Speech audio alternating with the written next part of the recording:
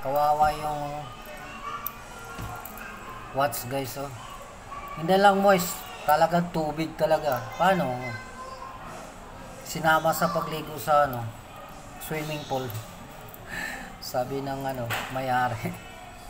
So sana pa tong makina na ito, pero in-inform namin na may posibilidad baka kalawangin yung loob nito, yung makina.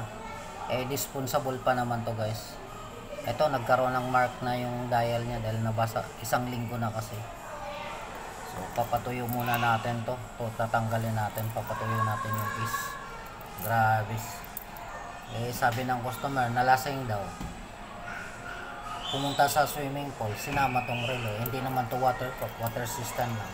Hindi yari. So linisin natin.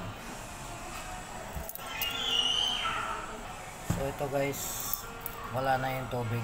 Ayan, malinis na yan. Pero papatuyong ko muna to, punas-punasan paulit-ulit. Tapos buga, punas ulit. Ito guys, oh. Ang ganda pa naman siya, ang laki. Original to guys, kaso lang yung nilagay ng makina disposable black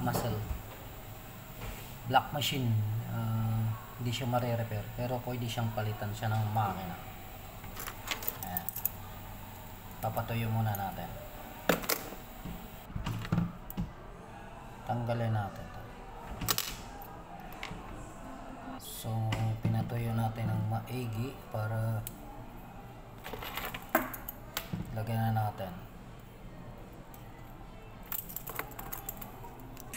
So lalagyan natin ng sealant guys, ito.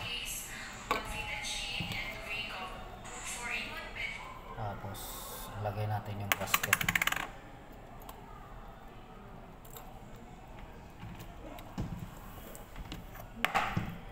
Takpan natin. Okay.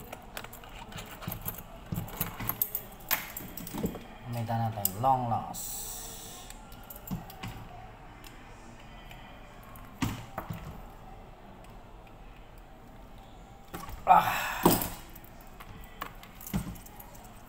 Guys, malinaw na.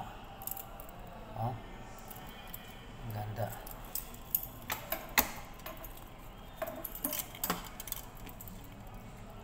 So kailangan nating i-monitor to kung mag-evaporate or mag-moist ulit, kasi hanggat may tubig yung makina, mag-evaporate to siya dito. Total iniwan ng customer, so observe muna natin.